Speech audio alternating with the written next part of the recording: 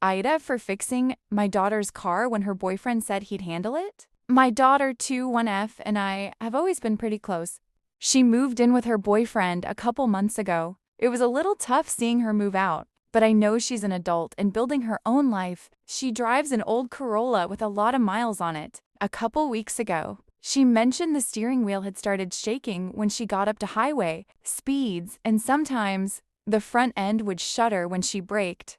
She told me her boyfriend said he would take care of it. Another week went by and it still hadn't been looked at. Last weekend, she came by my place and said it was getting worse and it was starting to make her nervous to drive. So I took it for a quick drive and sure enough, the wheel was shaking. Pretty good, around 60 miles per hour, and it shuddered when I hit the brakes. I pulled the front rails off in the driveway, and it was pretty obvious the front brake rotors were warped and the brake pads were worn unevenly. I ran to the parts store, grabbed new rotors and pads, and swapped them out that afternoon. Took a couple hours, and after that, the car drove smooth again. My daughter was really happy and thanked me a bunch. To me, it wasn't a big deal. I've worked on cars most of my life, and she's my kid. A few days later, she and her boyfriend came over for dinner. At one point, he pulled me aside and told me I shouldn't have fixed the car. He said it was his responsibility as her boyfriend to handle that kind of thing, and that by doing it myself, I stepped on his toes.